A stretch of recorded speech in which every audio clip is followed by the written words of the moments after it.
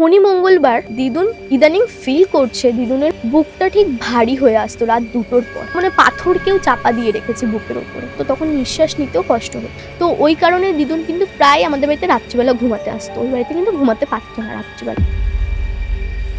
আমি বড় হয়ে গিয়েছি, আমার ভাই হয়েছে, আমার দিদুন হঠাৎ করে অসুস্থ। দিদুনকে ডাক্তার দেখালো, ওষুধ খেতে বলেছে, ডাক্তার বলেছে ঠিক হয়ে যাবে। আস্তে আস্তে একটা দিদুনের লেগে গেল, মানে কোনো কোনো সার নেই, না কোনো সার নেই, কোনো স্ট্রোক না। ওই জিনিসটাও কিন্তু খুব আস্তে ভাবে হলো।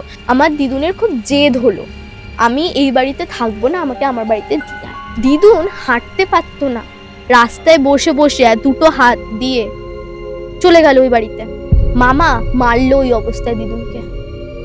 এসেছো কেন তুমি এই বাড়িতে, কি করতে এসেছো? মানে ঠিক কথাই বলতেন, অবশ্যই জন্মটা নিয়ে। আমার বাবা বিজনেস করে ডেকোরেটার্সের। আমার বাবার ব্যবসাটা আস্তে আস্তে ডাউন হয়। ফ্যামিলির মধ্যে যেটা মজা ছিল ওই মজাটা আর নেই। মা বাবার সাথে ঝগড়া করছে, দিদা আসার পর থেকে শুরু হয়েছে। একদিন আমি দিদুনের ঘরে গিয়েছিলাম, কার সাথে কথা বলছে, কাউকে একটা ডাকছে, সে বলছে পাশে বস। কথা বলতে পারতো না, মানে ইশারায় বোঝাচ্ছে। কথা বলতো আর কাঁদতো। খাওয়া দাওয়া পুরো বন্ধ করে দিয়েছিল। 3 দিন তোর পেছে, শরীরটা পুরো বেঁকে গিয়েছিল, পুরো মুখ উল্টো দিকে, পা উল্টো দিকে, কোমরটা পুরো এরকম পুরো জেড হয়ে গিয়েছিল। তারপরে উনি মারা যায়। আমি বাবার থ্রুতে আমি জানতে পারি দিদুনের ছোটবেলায় যে বিয়ে হয়েছে বাংলাদেশে, কেউ একজন ভালোবাসতো, বাট সেটা দিদুনের জাতের ছিল।